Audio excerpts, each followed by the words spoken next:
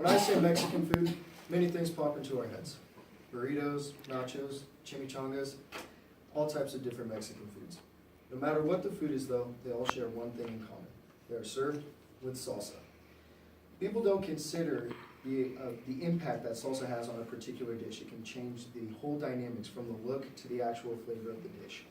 This impact that it makes has verified it as a cornerstone of all Mexican cuisine. Learning how to make this salsa is a cheap and simple recipe that you can have maybe while you're in high school, none of us have money, or maybe in college, which we're about to head off to. This recipe is sure to impress others. I know because this recipe has been passed down in my family for several generations. In order to make this, we have to gather our utensils, gather our ingredients, prepare some of our ingredients because you can't just throw a whole onion inside of a bowl. You can, but you won't get much flavor and a weird consistency and texture. The last step will consist of mixing, refrigeration, and consumption. Step one is quite simple. We need to gather our utensils. So, the first thing you want to grab is a large bowl, big enough to where it can hold all the ingredients and a little bit more. You don't want to spill while you're mixing the salsa up. You want a large spoon. Make sure the handle's long enough. You don't want it falling in the salsa or the bowl. Maybe a cutting board for when you're cutting up the onion and pepper that we're going to see. You want some measuring utensils, cups and teaspoons, whole units. A can opener, a knife. Make sure you know how to use that. Make sure you're handy with the steel before you use it.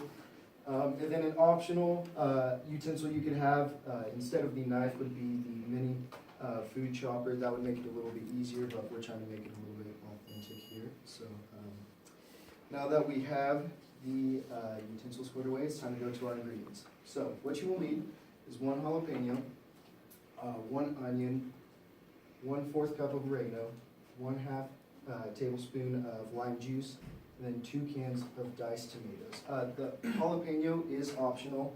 I've noticed though that more people like a little zest or spiciness in their salsa, so that is why we would include it in mine.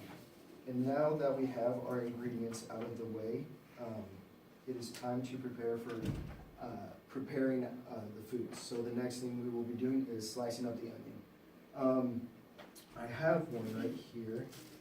So what you want to do is cut the onion in half with the base and the head sticking out on either side. And then what you want to do, what I did because I found it to be really effective and kind of quick, is cut perpendicular lines about half a centimeter apart, horizontally and vertically. And then flip the onion over on its side and then slice downward, and then you'll have these nice perfect little chunks which offer great texture, consistently, feels good in the mouth, and also tastes good. So once you have the onion sliced up, it is time to go to the jalapeno. What you want to do with the jalapeno is cut the very top off. You don't want any of that hard stem getting in your salsa. And then you want to gut it out. I gut out my jalapenos because the seeds tend to get a little bit spicy. I'm not real big into the spiciness in salsa. I prefer to taste my food, not singe my taste buds. And then what you're going to want to do is then cut it into smaller chunks. Here are some of the chunks right here if you guys want to take a look at those. All right, and then now that we have cut it up, what you want to do is put your ingredients into the bowl and then essentially mix them together. The tomatoes sometimes get a little bit chunky, so what a boiler used to do is take her hands and kind of mix it together. I didn't do that, don't stress, I didn't do that. That's what the spoon is for. You can kind of stress it, or mix it around a little bit, squish the tomatoes up so you get that nice consistency with retaining all the flavor. So now you can see that salsa is not difficult to make, relatively cheap and relatively simple. As long as you follow each step right, from gathering your utensils to actually preparing the dish and consuming it, you will have the most flavor-blasted salsa this earth has ever seen. Go forth and spread the good food and stay hungry, my friends.